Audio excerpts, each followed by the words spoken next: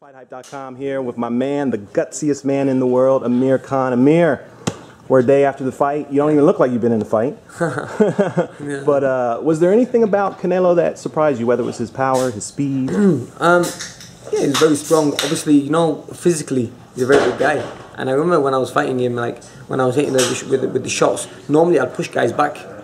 Or, you know, I would stun them a little bit and they'll probably think twice to come forward again. But with Canelo, it was like everything I was throwing, he was just absorbing it and taking it well. I mean, even there was a few good shots I did hit him with, and he did feel it, you know, and you could see that he was like, wow, you know, I am in a real fight here. You could see him swelling up and stuff. But, you know, for me, it was a great experience to be, you know, my boxing skill was working for me. Everything that Virgil was telling me in the corner, to stick to the hit and move and be smart and, you know, make him fall short and make him miss, and all that was working for me. You know, Canelo was trying very hard to throw them big shots, and he ended up catching me in the 6th round, and I remember everything. You know, he caught me with a big looping right hand.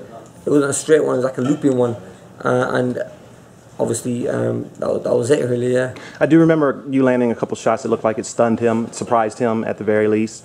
You know, as the fight was progressing, I think a lot of people pretty much had you winning the fight, you know, before the knockout.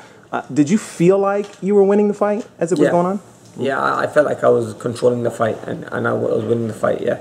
So, you know, I was controlling it with the jab and catching him and making him miss quite a lot as well. So, yeah, I did see myself being up on points as well, and obviously, like I said, he got a little bit desperate. He was looking for that one big punch.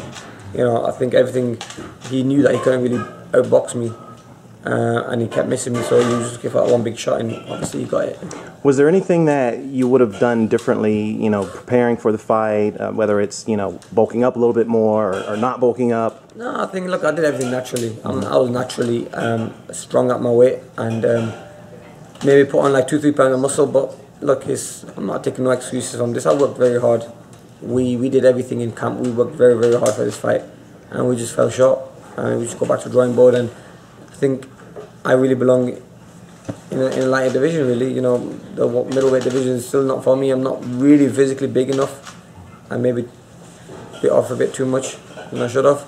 But it's all just experience for me, and look, I tried it and it did work for me. So we're going back down now, and then sitting there with Al Heyman, sitting there with Virgil and everyone, and seeing where we go from here, really.